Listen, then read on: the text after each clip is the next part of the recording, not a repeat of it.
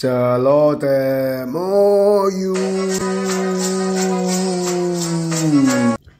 Jadikanlah hati kami seperti hatimu. Itulah yang senantiasa kita doakan dalam doa-doa kita, khususnya bagi setiap orang yang mendedikasikan atau berdevosi kepada hati Yesus yang Maha Kudus. Dan seruan ini sudah ada sejak abad ke-16 ketika Tuhan Yesus menampakkan dirinya kepada seorang suster, Margareta Maria Alacoque di Perancis. Dan dalam penampakan itu Tuhan ingin supaya hatinya yang mencintai manusia itu diwartakan kepada umat manusia. Nah, pertanyaan bagi kita semua, apa yang diminta sebenarnya dari seruan jadikanlah hati kami seperti hatimu? Saya melihat ada 6 hal yang sebenarnya kita minta dari Tuhan Yesus supaya hati kita menjadi seperti hatinya. Yang pertama, kita ingin supaya hati kita mengutamakan keselamatan. Seperti Tuhan Yesus yang datang ke dunia bukan untuk menghakimi tetapi untuk menyelamatkan umat manusia. Maka dia datang pertama-tama bukan untuk menghukum tetapi membantu supaya manusia hidup damai dan sejahtera. Begitu pula kita ingin hati kita pertama-tama hanya memikirkan kebaikan sesama, hanya ingin diberikan untuk menolong sesama, bukannya malah merepotkan sesama, membuat sesama kita menderita. Yang kedua, hati Yesus sungguh-sungguh menempatkan dirinya pada situasi orang lain. Kalau bahasa kerennya ya put in other shoes. Dia ada di POV orang lain, ada di point of view dari orang lain.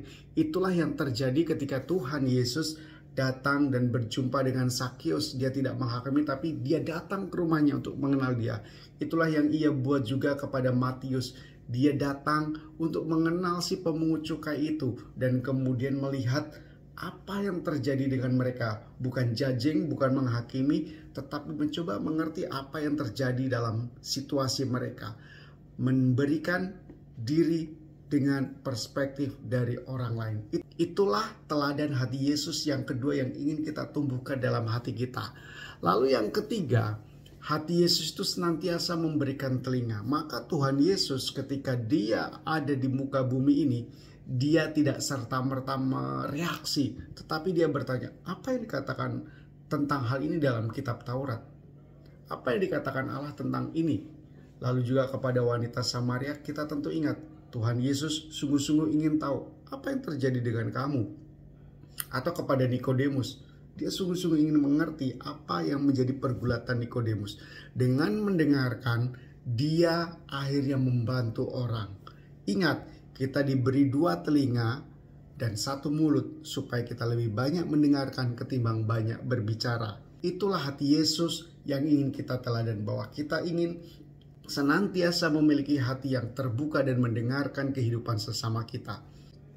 Yang keempat, hati macam apa yang ingin kita teladan dari Tuhan Yesus? Dia mengubah air menjadi anggur.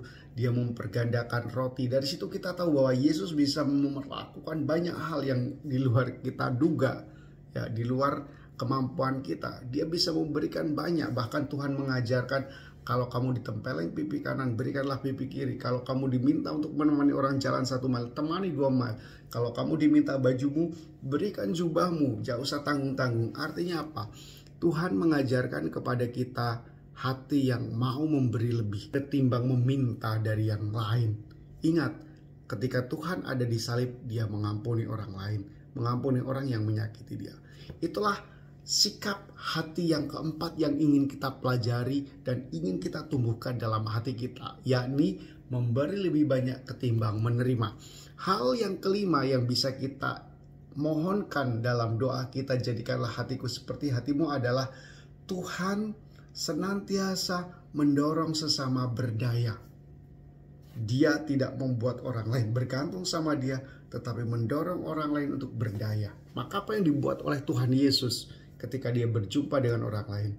Ingat, ketika dia bertemu mertua Petrus yang sakit, dia doakan, dia sembuhkan, kemudian wanita itu melayani. Ketika dia bertemu dengan wanita Samaria, setelah bersua, dia berpawan hati, wanita itu menjadi pewarta Kristus. Ketika dia bertemu dengan Zakius juga, Zakius yang akhirnya mendengarkan Yesus, berjumpa dengan Yesus, justru menjadi orang yang murah hati. Dan itulah yang terjadi dalam perjumpaan-perjumpaan dengan hati Yesus. Orang yang bersua dengan Kristus justru didorong untuk berdaya bagi sesamanya. Dengan potensinya yang ada, dia bertumbuh dan berkembang.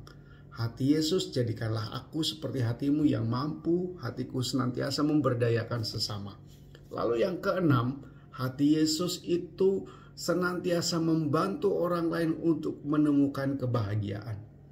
Dan kebahagiaan itu tidak selalu yang menyenangkan dan mengenakan, yang disukai oleh telinga, hiburan-hiburan atau perkataan kosong. Tetapi sungguh Tuhan Yesus membantu orang untuk menemukan yang paling esensi. Apa itu yang bisa membantu kita berbahagia? Mengalahkan kekuatan-kekuatan yang membatasi kita, menghilangkan penghalang-penghalang yang membuat kita bertumbuh. Ketika seorang pemuda kaya datang kepada Tuhan Yesus, "Tuhan, apa yang harus kuperbuat supaya aku memperoleh hidup kekal?" Tuhan mengatakan, "Kamu pergilah, jualah harta milikmu, lalu berikanlah kepada orang miskin. Setelah itu kamu datanglah kepadaku."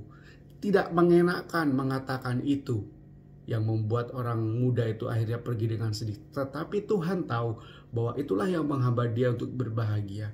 Maka hati Yesus tidak takut untuk berani mengatakan apa yang baik demi kebahagiaan sesamanya. Itulah 6 sikap hati Yesus yang senantiasa kita mohonkan supaya terjadi kepada diri kita. Semoga hati Yesus meraja dalam hati saya dan hati Anda, dan kita senantiasa akhirnya bertumbuh menjadi pribadi-pribadi yang memiliki hati seperti hati Tuhan Yesus. Selamat merayakan hati Yesus yang Maha Kudus. Tuhan memberkati.